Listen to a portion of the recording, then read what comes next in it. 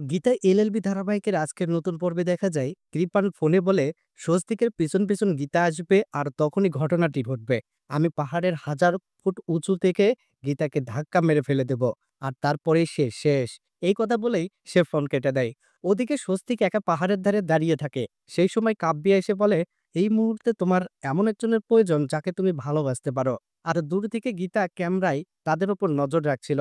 কাব্যিয়া স্বস্তিকে জানায়, আমাদের বিয়ে দুই পরিবার মিলে ঠিক করেছে। আর কোনো পিছু টান নেই। যে টান ছিল সে তো আর নেই। স্বস্তিক অতীতের প্রশ্ন তুললে কাব্যিয়া তাকে তা ভুলে যেতে বলে। তখন গীতা ভাবতে থাকে, স্বস্তিক বাবু তো অনেকটা খাদের দিকে চলে গেছে। যদি কাব্যিয়া ওর কোনো ক্ষতি করে ফেলে। এই মনে করেই গীতা স্বস্তিককে ফোন করে। আর কাব্যিয়া দেখেই স্বস্তিকের কাছ থেকে ফোনটি কেড়ে নিয়ে গীতাকে বলে, তুমি কেন ফোন করেছো? গীতা স্বস্তিককে ফোন দিতে বললে কাব্যিয়া গীতার ফোনটা কেটে দেয়।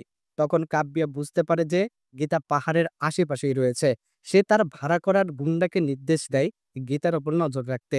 গীতা গাড়ি করে হোটেলে ফিরে আসে এবং রিসিপশনে গিয়ে বলে, স্বস্তিক কোন রুমে আছে, আমি তার পাশের রুমটা নিতে চাই। এরপরে সে নিজের রুমে গিয়ে বড়বাবুকে ফোন করে বলে, লোকাল পুলিশের সাথে আমার যোগাযোগ করিয়ে দিন। এখানে আসার পর বুঝতে পারছি স্বস্তিক বাবুকে আমাকে হত্যা করার চেষ্টা করা হচ্ছে। তখন বড়বাবু গীতাকে সতর্ক থাকতে বলে এবং স্থানীয় থানার নাম্বার পাঠিয়ে দেয়। গীতা ফোন রেখে নিজের রুমের দিকে চলে যাওয়ার সময় পদ্মকে দেখে। পদ্ম তাকে দেখে মনে মনে বলে, উকিল দিদি, আমাকে ক্ষমা করে দিও। আমার স্বামী এখানে এসেছে, তাই না এসে পারলাম না। এরপর কৃপান এসে পদ্মকে রুমে যেতে বলে। অন্যদিকে সাত্বিকও একই হোটেলে অবস্থান করে এবং তাদের উপর নজর রাখে। রাতে গীতা রুমে ঢোকার পর দরজায় কেউ কড়া নাড়ে। সে অবাক হয়ে ভাবে, এত রাতে কি এলো। তখনও দরজা খুলতেই দেখে মেহেক দাঁড়িয়ে। মেহেক উদ্বিগ্ন কণ্ঠে বলে, কাব্যিয়ার আচরণ আমার ভালো লাগছে না। গীতা তাকে আশ্বস্ত করে বলে, তুমি চিন্তা করো না, আমি থাকতে তোমার ছোট দাদার কিছু হতে দিব না।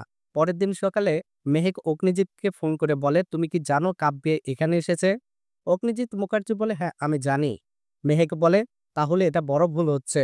কিন্তু অগ্নিজিৎ তার কথায় কান না দিয়ে ফোনটা কেটে দেয়। এদিকে গিনি অগ্নিজিতের কাছে এসে অভিযোগ করে, আপনার বড় ছেলে বাহিরে গেছে অথচ আপনি আমাকে না জানানোর প্রয়োজন মনে করলেন না।